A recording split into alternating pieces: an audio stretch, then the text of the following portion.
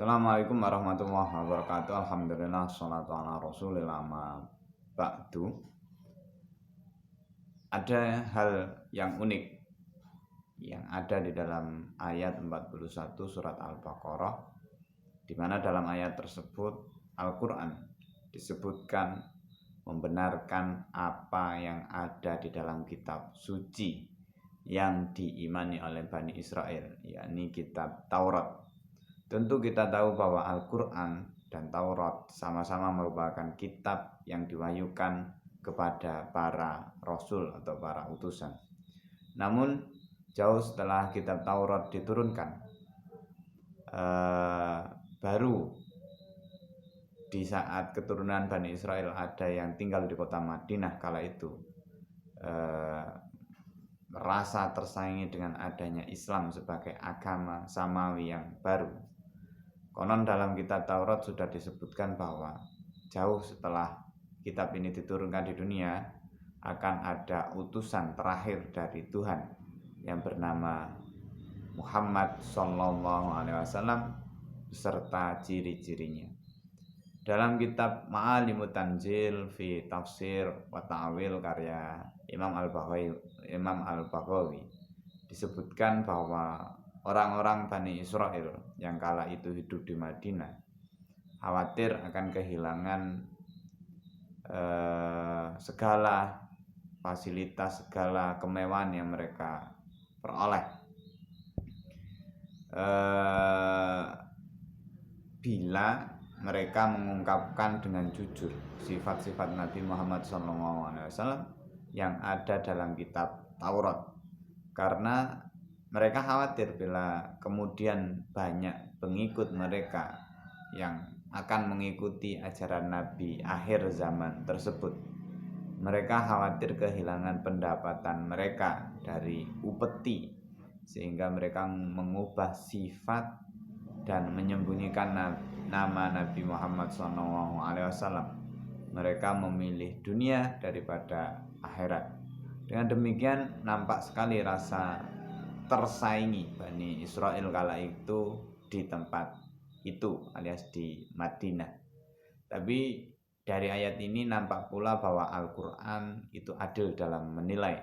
Jadi, jika mereka benar dikatakan benar, jika salah akan dikatakan salah, walaupun yang sedang dikatakan atau dinilai sebagai benar itu adalah yang dinilai benar itu makhluknya merasa bersaing kala itu dengan Islam. Lalu apa maksud Al-Quran membenarkan apa yang ada di dalam Taurat? Apakah dengan demikian pemeluk agama Yahudi itu sama dengan pemeluk agama Islam? Tafsir Jalalain menyebutkan bahwa Al-Quran dan Taurat memiliki kesamaan kandungan dalam hal tauhid dan kenabian. Oleh sebab itu bukan berarti mempercayai Al-Quran atau Taurat itu sama saja, karena Al-Quran sendiri diturunkan untuk menyempurnakan ajaran-ajaran sebelumnya. Apalagi syariat yang ada di dalam Al-Quran itu memang berbeda dengan kitab-kitab yang lain. Sama tapi tidak sama.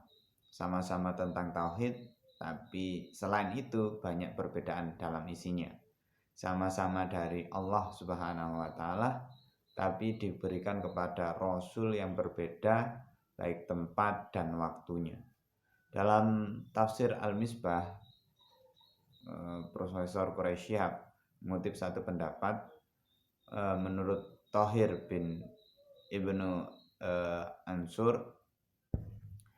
Ashur, penggunaan kata apa yang telah aku turunkan bukan dengan menyebut langsung nama Al-Quran, bertujuan di samping menegaskan bahwa Al-Quran bersumber dan diturunkan oleh Allah, juga untuk mengisyaratkan mengapa mereka harus mempercayainya. Artinya mereka harus mempercayainya karena ia diturunkan oleh Allah Subhanahu wa Ta'ala. Al-Quran bukan karya manusia, bukan karya Nabi Muhammad SAW yang mereka benci kala itu. apalagi salah satu yang diperintahkan kepada mereka adalah mempercayai dan mengamalkan apa yang diturunkan oleh Allah Subhanahu wa taala. Dari sana dapat dipahami bahwa tujuan adanya diksi sama itu mengajak orang-orang Yahudi di tempat itu dan di waktu itu untuk beriman kepada Al-Quran. Sebab jikalau mereka tidak suka terhadap Nabi Muhammad SAW, bukan berarti mereka harus benci juga terhadap Al-Quran.